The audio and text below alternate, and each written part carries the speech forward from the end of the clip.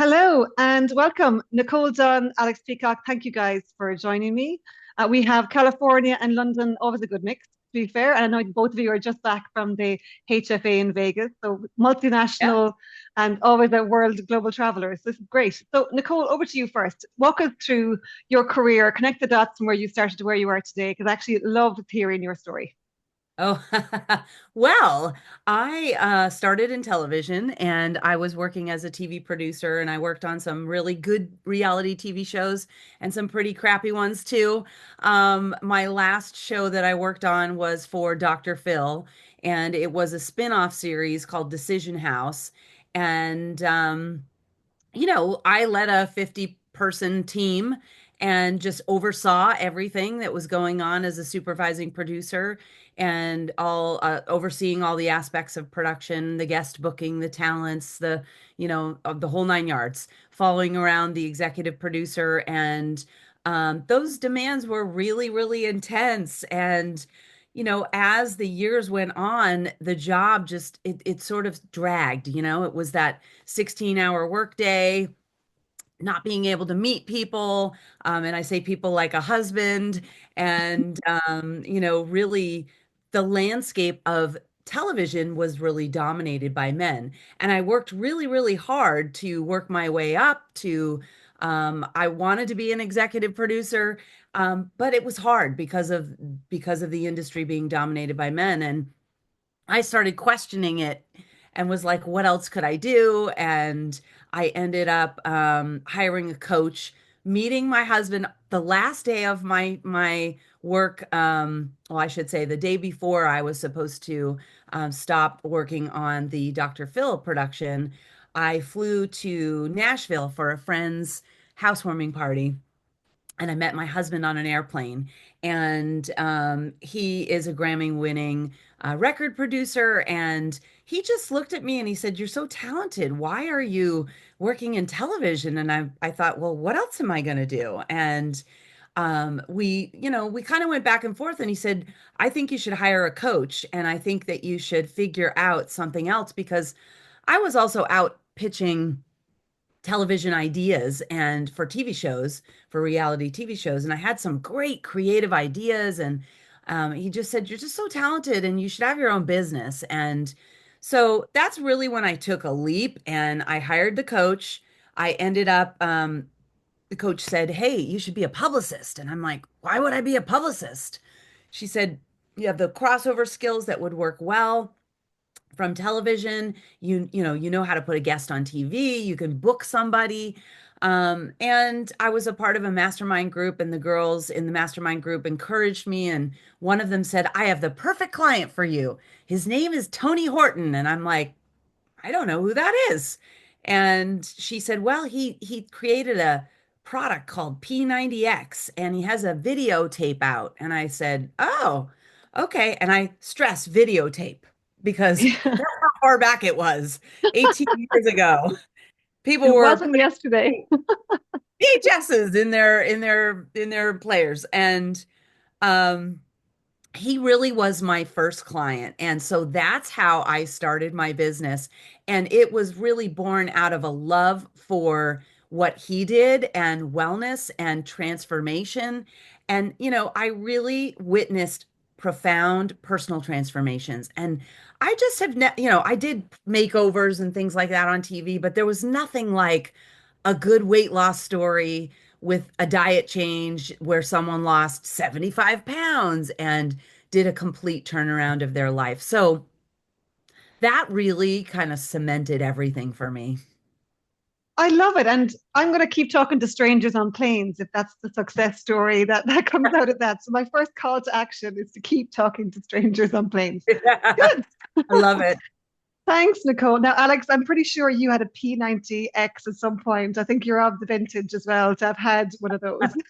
Well, yeah, maybe I've got to the stage where I talk about my time in fitness and realize that I can it's 25 years now since I got firstly into the fitness industry. So yeah, it's definitely of a vintage. All right, connect those dots for a step back. Where did you start and bring us up to speed on where you are today?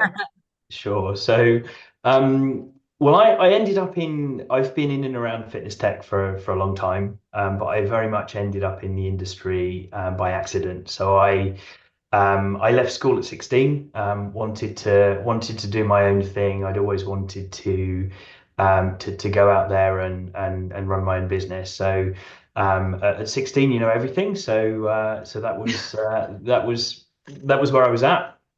And I was at the time I'd trained as a theatre lighting engineer, so I was actually on the technical side, but in a very different field. So I went out and I worked in the theatre industry in London, and I set up a company designing lighting systems and audiovisual systems.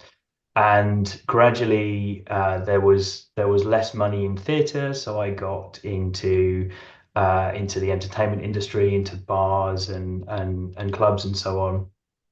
And then around the late 90s, so 99 or so, 98, 99, was the time in London when the fitness industry went through its first real growth stage. So there were lots of new health club chains opening up in all over the country. And I got into designing sound systems and audiovisual systems for these new things that were appearing on the landscape called health clubs. And so I set up a company. Really, we then started to specialize in the health club space and became the audiovisual experts for health clubs. And I built that business and sold it in my mid 20s. But I was really sort of hooked into the fitness space at that point, and I then joined another company, which was a Canadian company, providing media systems and providing what they called place-based media, so advertising screens. Then it was music TV screens as well, because music TV was all the rage. And they were providing this service into health clubs in the US and North America. And they were looking to come into Europe, so I set up the European business for them, and I ran that for about 10 years before I joined another American company at the time, which was a company called NetPulse. And they were also in the fitness technology space, but this was a very different world because this was software. So they had a white label mobile app platform for fitness businesses, worked with a lot of big health club chains around the world, and were looking to internationalize at that time. They'd just gone through a fundraise. And so I joined them, and having scaled another business in the European market, I came in to build that business up in Europe, which I did, and eventually we sold that business to a fitness technology company in 2018 called eGym. So that was 2018. So I stayed on to run that business for a couple of years with eGym and integrate it into their wider business. And then after that, I then founded my current company, which is a company called Leisure Labs, and I did that because I could sort of see this growing need for digital skills and digital expertise in the industry, and there were a lot of companies providing products and solutions, but there weren't so many providing the real sort of deep consultancy and industry domain expertise that we do. So we're essentially a digital agency. We do software development, we do digital consulting. But my goal in setting the business up was really to just build the best team of digital experts in the industry that are absolutely focused on the health and fitness space. So been doing that now for just over 3 years. And you seem to have connected to every single person and every single company in the fitness industry for sure. I feel like no matter what company I'm talking to, it's like Alex is involved in some shape or form, whether it's the last mile or 20% of the tech or the consultants that's trying to pull it all together. So you're definitely well embedded in the fitness industry. So 25 years or not, you've I, done I, well. I I don't know if that's being prolific or if that's just a function of time and if you spend long enough in the industry. But Or either you're way, a I'll take it. super networker. He's a good networker. He is. He is. Nicole, you're also global, right? And you provide solutions globally as well. So tell us about your customer base, because we got introduced again through the fitness, Yeah. lifestyle, health aspect. So we've been doing health and wellness PR for 18 years. And like I said, I started out with Tony Horton, and he really kind of put me on the map of loving wellness. And I feel like because of him, I've turned into this wellness junkie. But we service clients that are experts. So they might have an expertise in an area that is a need or a niche. Um, Women's health, men's health. They might be a cardiologist, they might be a scientist, to brands like Essentia Mattress, all organic. And we've done every bar, shake, weight, whatever you can think of in the fitness industry, we've probably covered it. We started off doing really just fitness for the first 5 years. And we quickly realized, there's not a lot of fitness experts that could afford us. So I started to branch out, and I thought, well, maybe we should start, focusing on other brands and experts and people. Um, and then we did about 12 New York Times bestsellers. And then we branched into more doctors. And then we branched into products. And I feel like the evolution of where we've gone, we've had brands as far as, China. We've traveled all over the world. We've done workouts all over the world. So I feel Yeah. like I've done a workout in probably every country in Europe. And yeah, so our people are really filling a need, and I feel like, like an expert like Dr. Mindy Pelz, who just really filled a need of information that women wanted about perimenopause, Yeah. menopause, so I tend to, because I do the business development with Umi, and her and I together, we really look for clients that are filling a need that we need. It all boils down to at the end of the day. So yeah, we're global. I'll go just about anywhere to meet anybody. I'm a super networker. I love, meeting people and talking about their brand. And it's quite interesting when you talk to people and they say, "Oh, I have the latest, greatest, whatever it is," and you're like, "Oh no, I've heard like 10 pitches like that." Right. And I think back to my television days when I would pitch TV shows, and you'd sit across from someone and you'd pitch them your idea and you'd think it was the greatest thing ever, and they'd go, "Oh, hold on. Let me go in the computer. Oh yeah, we had five pitches like just like this." And it's interesting because when people get an idea and they're like, "This is it," and they Yeah. go to market, obviously, there's a lot. And you see the trends like that, especially during COVID. We saw those at-home workout trends, and everybody had their own whatever it is they were doing. Excuse me. And we were like, "Oh, no, that's not new. No, Yeah. we just had a phone call about 2 days ago about that." So, it's a vast industry. It's growing. What I love about it is there's so much potential for brands, Yeah. but it's competitive. Yeah. Well, and Umi's in France, right? Yes, She's in she's in France. Paris. And we have Our to go whole meet her. team is spread out. So I've got me in Los Angeles, Jen in Los Angeles. I've got a gal now in Pennsylvania. I have one in Connecticut, one in New Jersey. So we're and one in New York. So we're kind of all, and then Umi who's in France. And I think we can be anywhere. All Yeah. we need is a computer, a phone, and some internet. Now, all of that team you mentioned, they are female. Is that correct? Yes, we're an So all female led team. tell me how does that feel and why? Give me some of the why around that. Well, over the course of the company, we've had men who have worked for the team and they've been amazing, did excellent work. But I think, what stemmed from my television days where I was around all men. So it was a consistent me trying to fight my way up. And my husband encouraged me, like, just start your own business. So then I did. And now that it's all female, I feel like we've got a good groove going, you know? I mean, I think every single person on the team, they work independently. So, I really think it's great for people to I have that sort of laissez-faire type of leadership, Hmm. combined with transformational leadership, combined with coaching leadership. So I Love think it. all those three things together really kind of shape who they are and who they are in the wellness space and who they know what they can do. Um, and it's been nice to be a coach slash mentor slash boss. Like, I don't think anybody has ever said to me, "Oh, my boss, Nicole."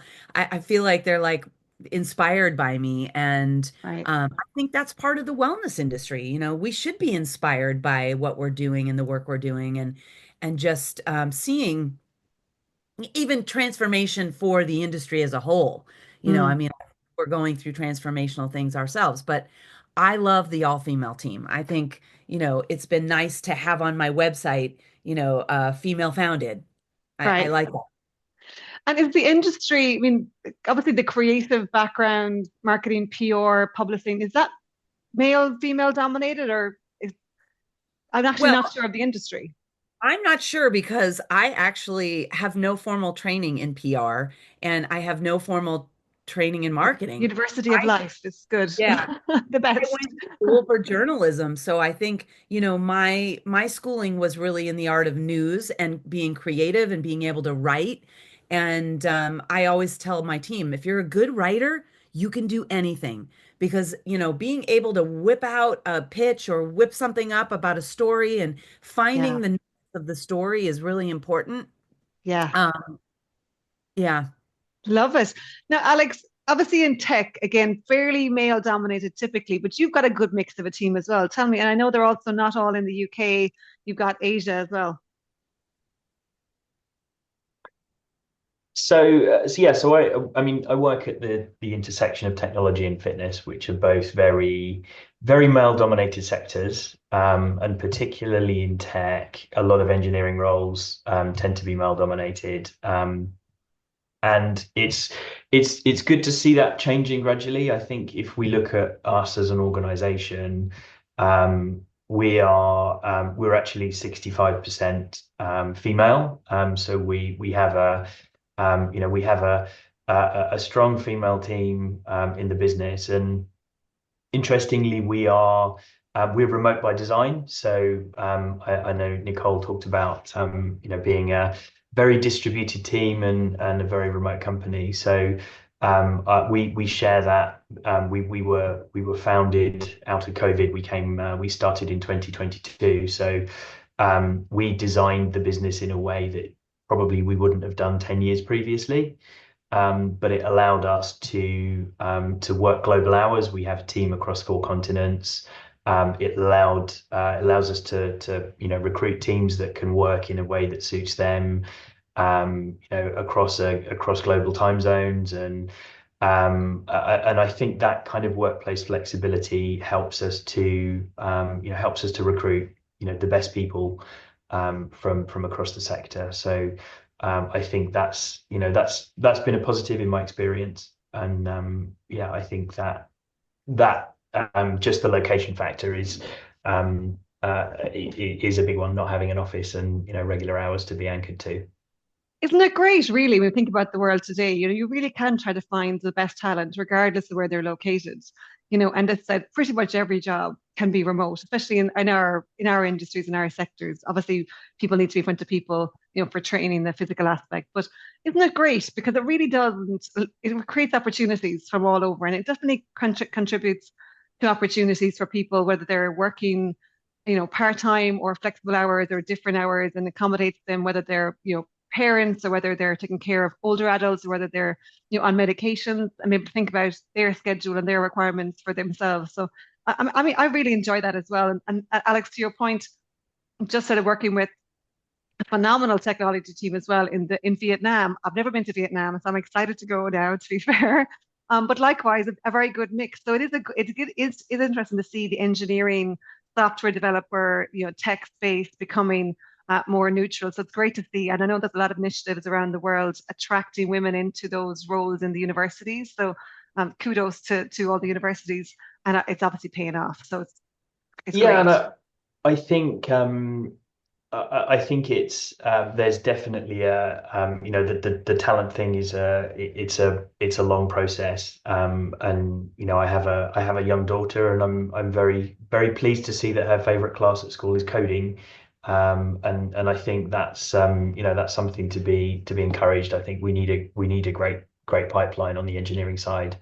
But as you say, the remote working is a big factor, and for us, it allows us to be intentional about the time that we do spend together as a team. Because rather than going into an office every day to stick your headphones in and get on with work, it allows us to actually say we're going to be a bit more intentional about our face-to-face time, and we create that balance of in person and online and offline. So Yeah. it does help a lot. Nicole, you see the same, I'm assuming, with your team being based across the US, across Europe. Well, I mean, we kind of come together each week, so we do virtual team meetings, and I feel like my life is a Zoom, everything's Zoom.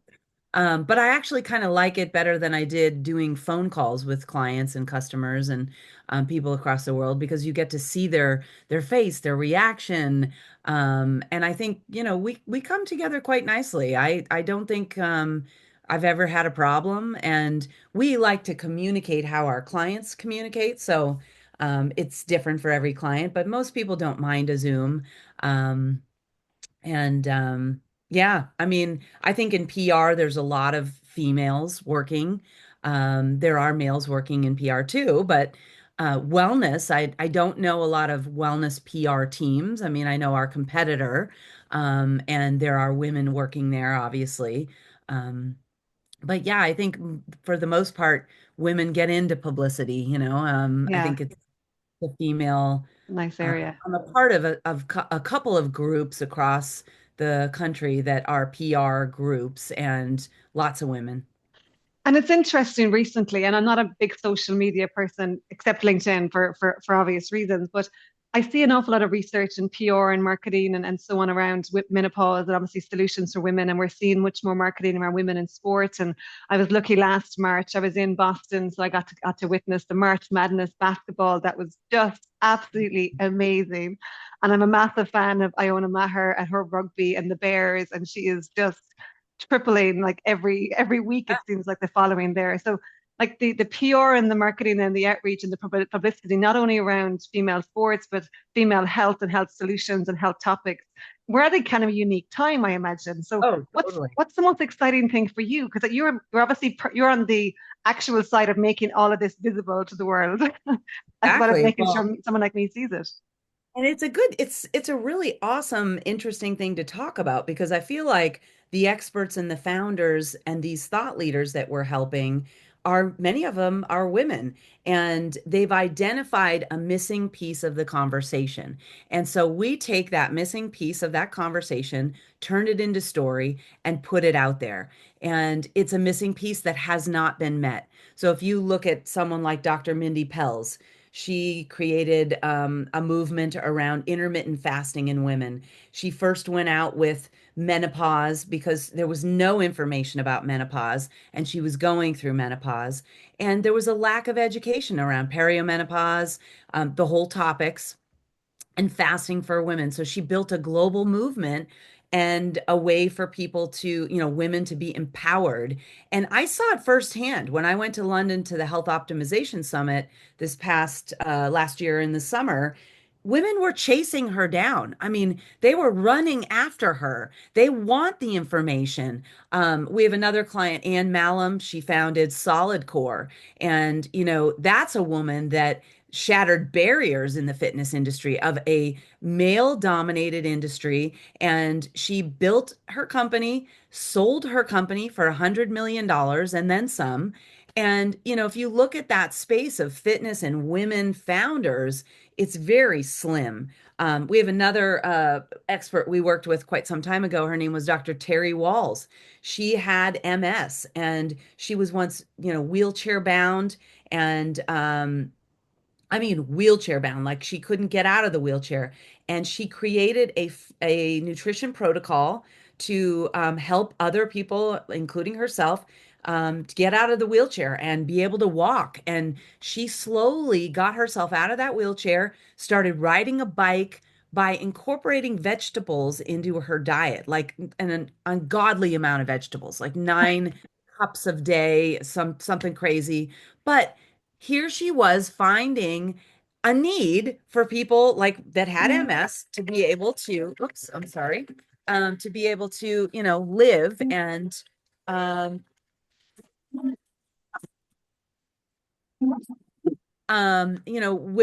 with MS and be able to function. So I think that, we've aligned with women founders and experts, and there's males in there too, and their expertise that there's a need for it. So we're breaking those barriers. We're creating solutions as PR people for, people that live happier, healthier lives. I just think we're championing those women as well. And but we have some great men too, Yeah, doing yeah. amazing things. And we had an expert that during COVID, Dr. Stephen Quay, he said, the COVID virus was a lab-derived virus. Well, now we were out pitching this whole idea and his studies with 100 other scientists about why and how. And people said, "You're touting a conspiracy theory." And I'm like, "No, I don't think we are. I believe what he has to say, what his science says." And, we got him all the way to the White House. He testified in front of the Senate committee hearings. And we are making a difference with our information that we're putting out. And, it's interesting because it all begins with a story, right? Right, right. Well, what's nice about this is, I'm conscious of our listeners as well. We're not saying anything obviously about it. We have to be focusing on women, but we do have to over-index a little bit because for decades we've never talked about menopause. It feels like we're flying and flying blind, right? So there's definitely an over-index happening, which I appreciate. I mean, and Alex, I'd love your thoughts on it.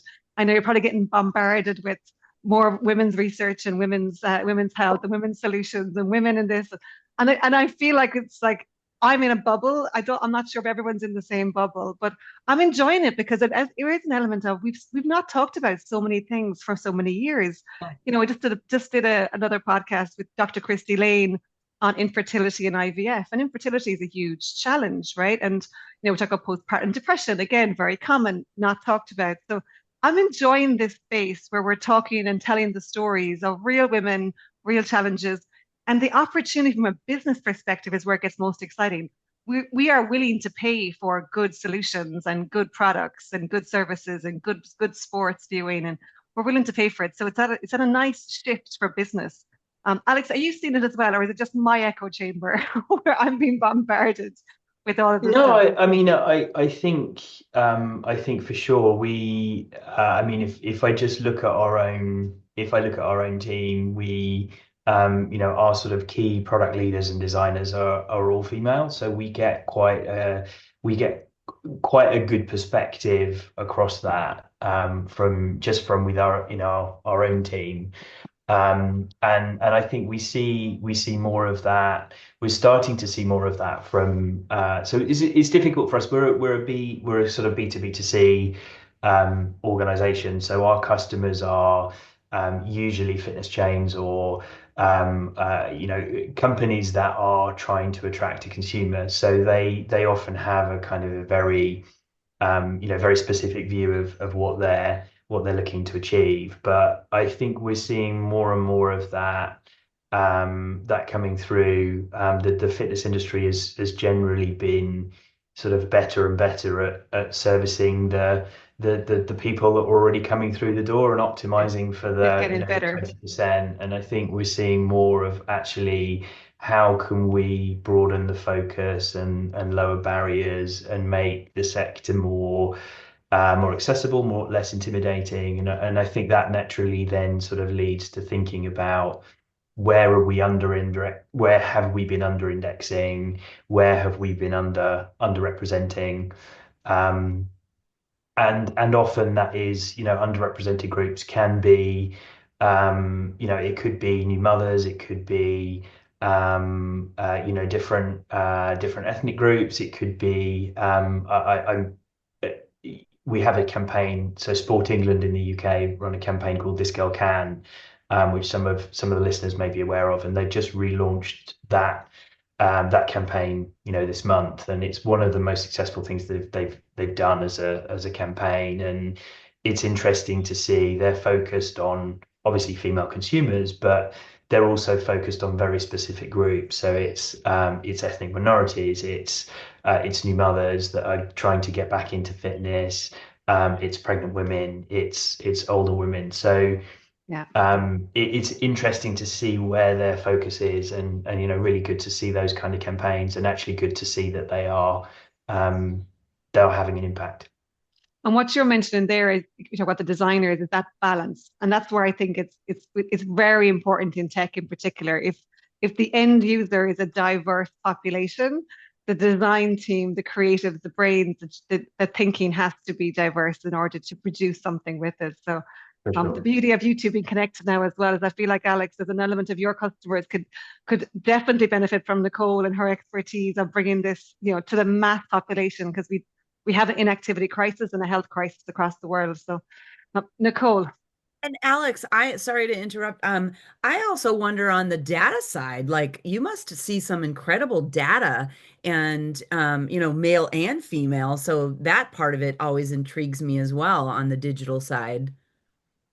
Yeah, I think we do for sure. And what's interesting is a lot of the initiatives that we're doing now are around hyper personalization and personalization of experiences based on that. So there's been a long period of time where people have had all this data and had no idea how to actually use it in a meaningful way, and try to deliver the same experience to everybody, regardless of gold, regardless of gender, regardless of anything else. And I think we're at a really interesting point now where we see a lot of our customers starting to ask us, how can we use this to deliver a more personal experience? So if we're delivering the same product, the same physical product, the same brick and mortar product, how can we use our digital infrastructure and the data that we've got to service customers in a different way? And that's becoming an expectation from the consumer, but it's still relatively early in terms of what the fitness industry is doing. But it has a huge potential to actually, yes, the data in itself is interesting, but actually if we can then start to use it to deliver these personalized experiences for different groups, then that that changes the game. I have something I'll talk to you about after that I think might interest you. Yeah. There you go. I love it. Great. Collaborations, connecting the dots. Alex, you Yeah. mentioned your daughter who's coding, and hopefully she follows in your footsteps, right, in some shape or form, right? So, what do you think if you were to look into your magic ball there in 20 years' time? What's she going to be coding, do you think?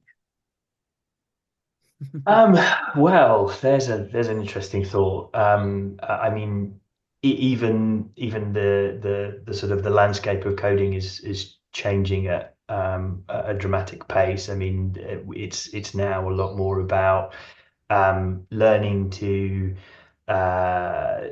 learning to use all of the AI tools and use of all of the technology. It's becoming more less about writing lines of code, and more about how do we control these models, and how do we control these things that we're creating. And that, I mean, if you look at the rate of change in the last 3 years, I can't imagine how that's going to change in the next sort of 10 years before she's going to be looking to enter the workforce. But I think she's very much a digital native. The idea of growing up learning how to use technology, how to use machines, how to build code and think in a coding way, at the age of 7 is, it's not something that I ever had or thought would be a conversation. But What were yeah, you like at 7?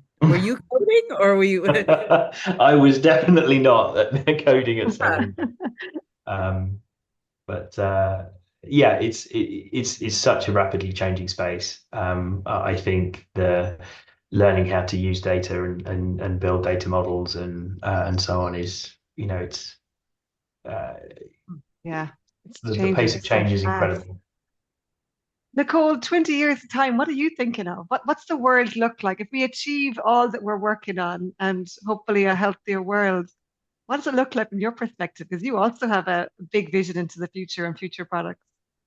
Yeah, I mean, I feel like there's so much innovation and it's happening. I mean, it feels like it's happening now.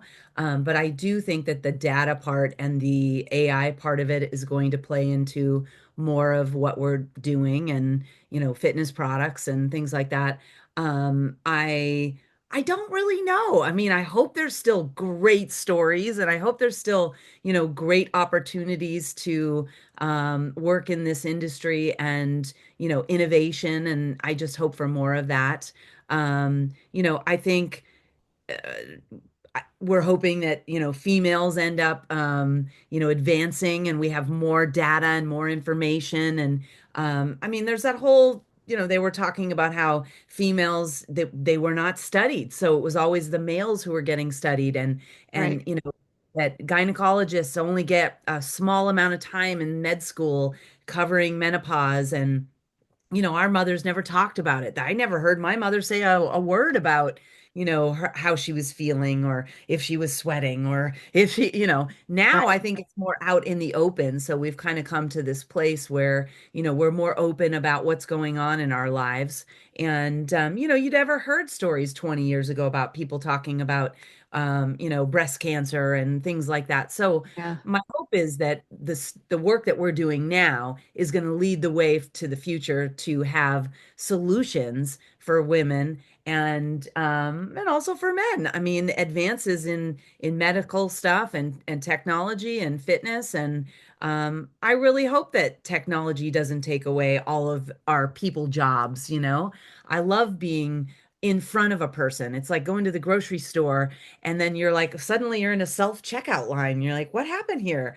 We had a person before, and it was nice to see a smiling person. So I hope we kind of go back to the people to people.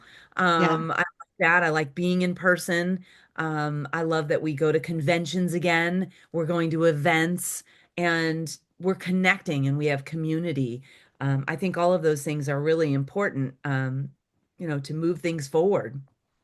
Yeah, you're an extrovert like me for sure. I do like the people aspect. Now, I'm definitely happy with a lot of the work on the technology side to take away the administration tasks of the things that Yes. I feel like there's human error potentially, especially in the healthcare space. And like just take away all the duplication, take away the administration, like Yeah. automate that as much as possible. Because to your point, we haven't got enough people like in hospitals, that have the capacity or the time to just be with patients, right? And that would be, Yeah. I'd love to get that back where a nurse had as little administration as possible, but was still able to be effective in doing her job or his job. And The States, we're that'd going be through nice. this whole thing where it's concierge now. So every doctor is like, oh, because they don't have enough time and the insurance companies aren't letting them have enough time. It's about 7 minutes on average in the doctor's office. So all of these doctors are now turning to concierge programs and charging thousands of dollars so that you have actual instant access with the doctor. On some cases, I really like this, and others, I'm like, whoa, what happened to spending time, right? It's a really important point. And one thing you were just saying there around the women in research, it was only in 1994 where it was Oh, mandated to include women in research. And prior wow. to that, in the 70s, it was discouraged because we were complicated. Our hormones complicate the whole thing. So we weren't Yes. allowed in research for a whole period of time. Especially, I was laughing because I was reading this during the week. If you were of childbearing age, which was obviously a 20-year period. So yeah, you just weren't allowed in research for fear yet you would convert. I can't believe the data. So we've a lot of catching up to do, and I'm excited. Actually, at the moment I've just been working with Elfie, which is like Vietnam based tech team I was telling you about, Alex, and likewise huge work on helping to collect better data around every disease state, as well as more medications, working with pharmacists that they do better personalized medications for us based upon our age and our gender and ethnicity and all of the other factors that, medication needs to be personalized to us. So it's an exciting And time. yeah, and I agree. I think that I mean technology has a huge role in sort of democratizing that process. If you look at even things like research, um, research 50 years ago was really expensive. And I think that's the unfortunate side effect of that is it will be, well, how do we simplify this? How do we reduce the cost? And it's, find the simplest sample you can. But actually, technology has a role to play in making research more broad, making it more Yeah. tailored. You can reach much larger audiences much more cost effectively, and that means that you don't end up in those crazy situations where it's, we need to pick 100 people that are all male and as similar as possible just so that we get the right results. Yeah. Yeah. So yeah, I think that's definitely a sort of an exciting opportunity. Alex, how much are your team using ChatGPT out of curiosity? Because I'm very conscious, again, data in, data out, right? Bias data in, bias data out. Tell us a little bit about that, because I definitely see some of the bias, which is I find entertaining but frustrating at the same time. Yeah, I mean it's there to stay, and I think it's sort of fast replacing search engines in terms of providing sources of data. But I think the scary thing is that people are not yet really understanding how to use language models effectively.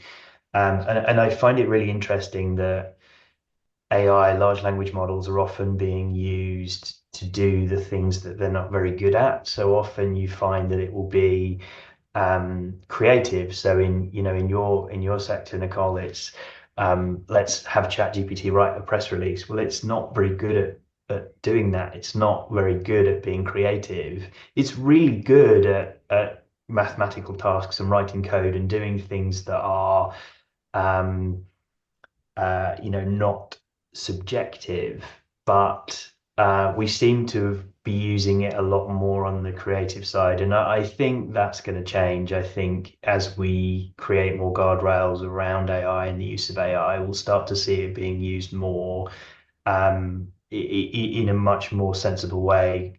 Grace, to your point about actually, getting humans back out to do what they do. Let's use the machines to do the tasks that they're good at to free up the humans to create human Yeah. connection and do all of those things that are not just humans are better at, but actually are a sort of base human need. Yes. Oh, I agree. I love that. I love that you said that because I feel the same way. I feel like let's get technology to do the things that are the tedious, whatever. I mean, I don't use ChatGPT to write press releases. I use ChatGPT to coach what I'm doing. So I might write something out and then say, help me finesse this or make this flow a little bit better. For me, that helps. I use it for some proposals and I think that we have had clients that are like, look at this press release that I created on ChatGPT. And I'm like, oh, okay, that's great. It's good. I wouldn't say it's personalized and it has like enriched story beats to it, but it's a start and I think you have to coach it. I think, for me, for PR, and for writing, you have to coach it. But you also have to be a good writer. I always stress this to every person who works for me. I'm just be a good writer. Learn how to be a good writer. I mean, I was in television and I had to consistently, my boss would be like, okay, go write the pitch and come back. And I would write it and come back and think it was great. And he'd go, no, let's pair this person with that person and let's change this and that and this and that. Okay, I would go back and I'd rewrite it. And then I'd come back and he'd go, okay, no, let's rewrite it again. And then we would think it was great and we would present it to the network and they would go, oh, no, these two are not going to be together on camera. We should think this person should be in there. And then this fact. And so, you were constantly rewriting until it was perfect. And then you're like, wow.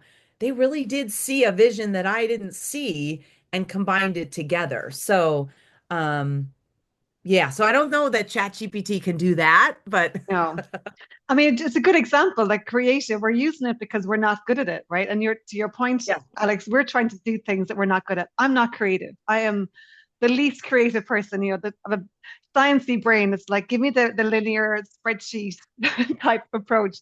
And so I do find it extremely difficult to be creative. And you're right, I use it sometimes in ChatGPT, and then I'm like, this is crap. Like I need somebody who's actually got a creative brain to be You can able to call pull these pieces together. Nicole, There's you're on my speed dial from here on out. okay. I'm happy there's to help. a kind of a parallel in tech as well at the moment in terms of code writing. So there's a lot of the growth in tools that can AI tools that can write code has been phenomenal. And there's this sort of ongoing debate about human code versus AI written code, and what is AI better at and what are humans better at. And you find that the analogy to what you were saying, Nicole, in engineering is testing, testing code, reviewing code. It's really good at that. But there's been a few horror stories recently about startups that have sort of gone out there and come up with a product idea and asked an AI to write the code for it, and it works, and it goes out there until something goes wrong, and then nobody really understands how it was written or how it was built because it was built by an AI. So Yeah. Oh I yeah, think we'll warning see a few warning more of signs. those.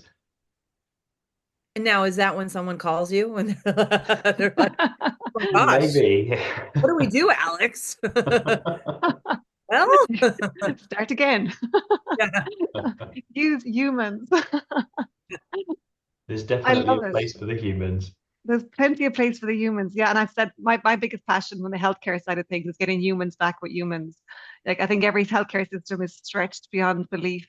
We're not having enough human interaction, but yet are bombarded with paperwork and regulations, and necessarily so with the regulations from in many ways. But if it's taking away a human aspect that a machine can do, embed it, innovate, transform, yeah, there's definitely opportunities for that. Um, Nicole, what have we not talked about? Because we're talking to an audience here that hopefully is tackling alongside ourselves the challenges of inactivity, of lifestyle, of health, and of talking about what's been to do in the past. What would you be saying and calling out to our audience and our listeners to think about, or to be able to dive deeper into, or to be aware of? Well, I mean, I think, trusting our instincts and trusting your expertise.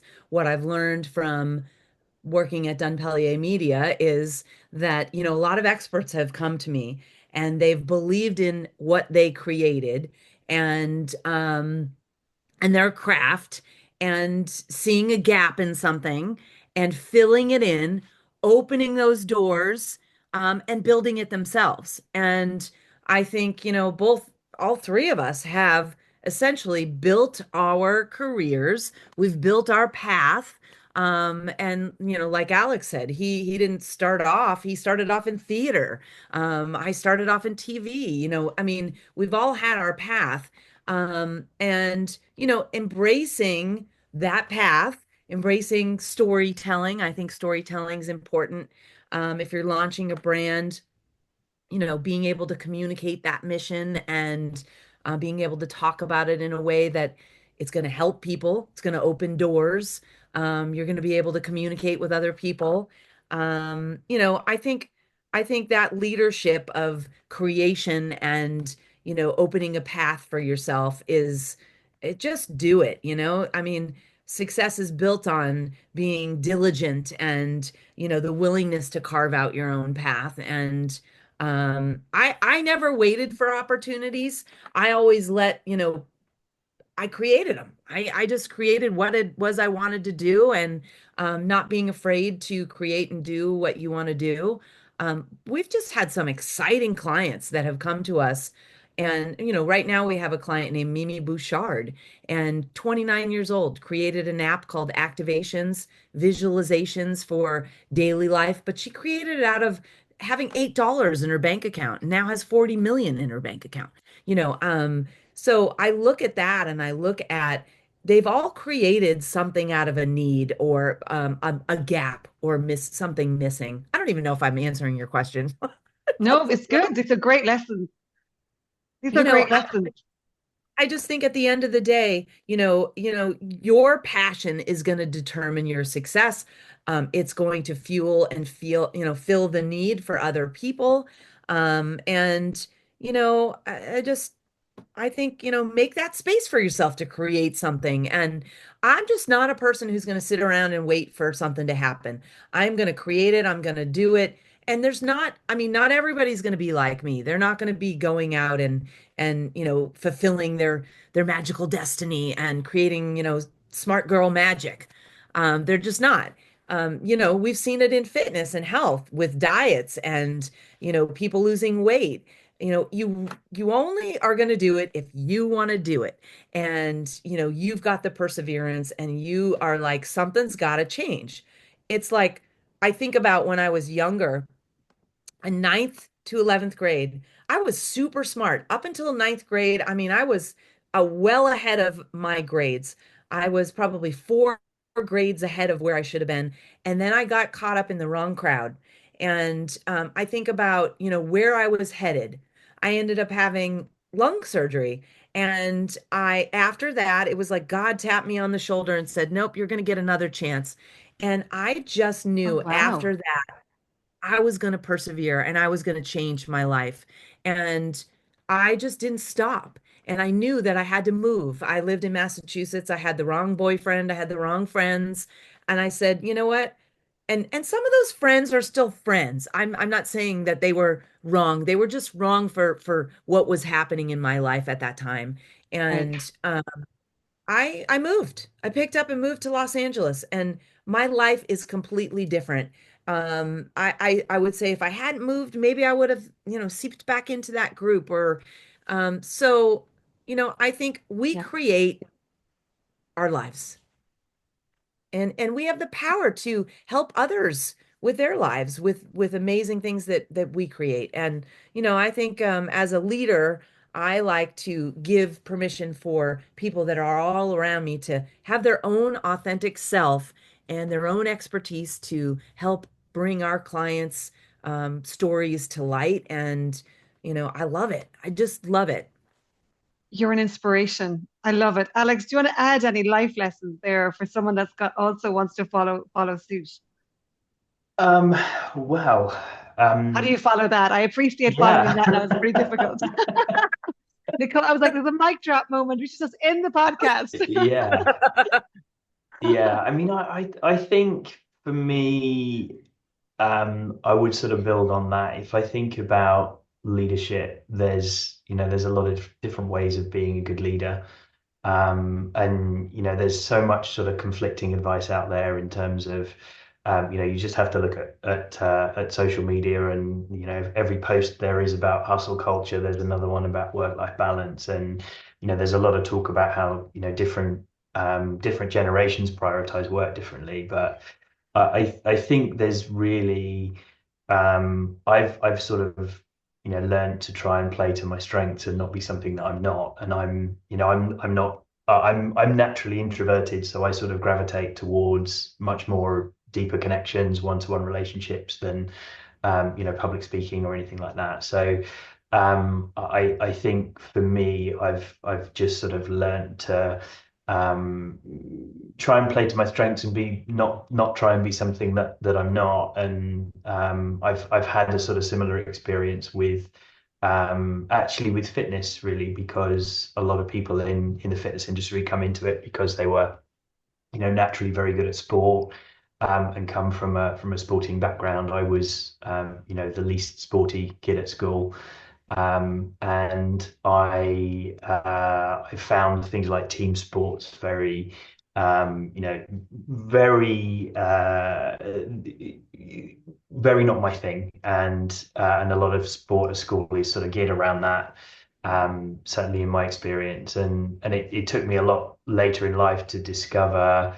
running and actually the ability to do something like go for a run and the feeling that that gives you and the thinking time and the focus. So yeah, it took me a while to realize actually that you can there's a lot of different ways of of being being a leader or being relationship with physical activity or whatever it may be. Yeah. No, it's brilliant. And you're so right.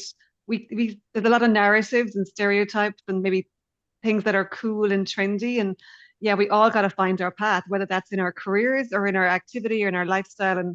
And I think Nicole, as you mentioned, that's nailed the head there as well. And Alex, you iterated it. It is yours to create. It's everyone needs to find what's right for them. And if it's right for you, it's right. And if it's and that could be a different location, it could be, a career path or whatever. So it's yeah, and I do enjoy listening to like the Gen Zs who are much more open around talking about what's been taboo typically. So hopefully we get to a much more, a world that's more open and being like you can do whatever activity you want. It doesn't have to be the gym. It doesn't have to be a sport. It doesn't have to be you go to university because that's an expected norm. You don't have to, get married, have kids, and settle down and all that. You just pick your path. And I think that's a really, really good messages from both of you guys there. And as you said, you've decided how you're going to bring that yourself to work, whether you're the leader or you're going up the ladder in the career. So I love it. I love it. I have one more question for both of you guys, Oh, because I know I could talk about this all day, and I know we've a lot more interesting stories to share. But one last question in relation to the spotlighting other leaders. So part of what I'm trying to do as well as part of the podcast is to breaking down the silos and breaking down the echo chambers. And I always get so amazed at these amazing leaders that are doing amazing things around the world that I've never heard of or never connected with yet. So I'm excited to connect and introduce and collaborate and, as I said, break down the sectors and silos. So both of you guys spotlight one or two leaders for me that I should be at least engaged. And I say one or two, I appreciate you guys can choose, but one or two would be great. Who should I be talking to? Who should the world listening know about? Who's doing things in the sector, in your sectors that some others may not be aware of? So maybe Nicole, over to you first. okay. So I had one, excuse me, I had one person that I thought of that would be a good leader to spotlight. She's a client, and her name is Vanessa Dew. She created a company called Health Aid. And not only is she a successful angel investor, she's also, invested in 36 other people's brands, 36 of them. And she's really deeply committed to helping women navigate kind of life transitions. And she's actually in her own transition right now, trying to figure out her next steps. So I feel like she has a strong focus on females, health, children. Her mom inspired her a lot, and she's actively shaping women. And I think through the fires, she started some initiatives through what happened in her area of Pasadena and Altadena, empowering women with a fund to help them get their businesses off the ground and picking a few businesses to feature. And I think she's passionate about mentoring and, fostering collaboration and networking opportunities. So she's probably the one person that I would say would be the person that I think Love you it. should meet. And elevating female founders kind of to that next level. She's got a lot of insight into growth, resilience, innovation. I'm sure she could say, "Oh, if I could have done this way, I would have." Or even just navigating, owning a big company like that, and being a mom, and breaking barriers through the drink industry as a whole, and how hard that must have been for her. So that's someone who that I feel like Love it. truly embodies, she's paying it forward. I love it. Fantastic. Again, how do I not know about these amazing people? This is just absolute great shout out. Alex, add to that for me. Who else should I know about or might not know about yet? I had a hard time getting it down to one. Yeah, apologies So for that. the so I'd like to highlight a couple actually. I mean, even within our own team, we have some amazing female leaders, and one in particular Amy Walker, who I'm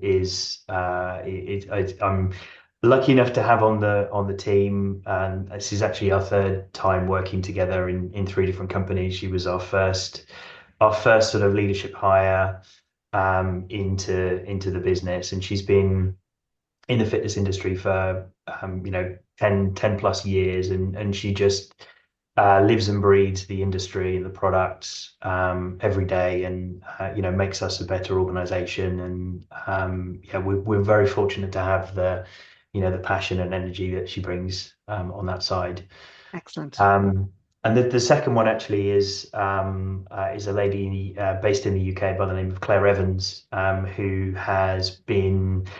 she's been a client of mine. She's been a colleague, and has recently set up as a fractional CMO in the industry. So this is a fairly new departure for her, and we're excited that she's going to be doing some work with us as well. So great to see that, and she's already has a full roster of clients, I think, and yeah, it's really good to see some of the stuff that she's been doing. She's been great to work with.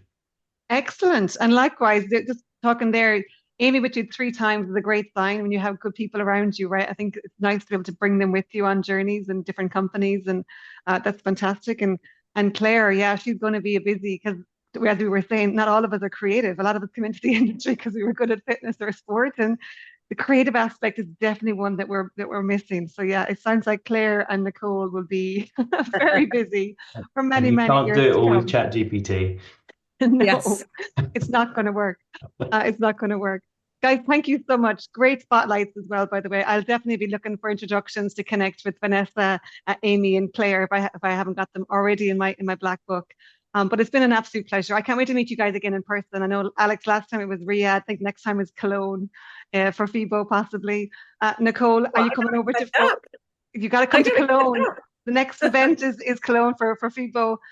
But if not, I will happily come over to California. I'm definitely due a trip back to Los Angeles as well. So somewhere in the next few months, we will have a coffee and a sit down and a catch up. And again, thank you so much. You're doing amazing.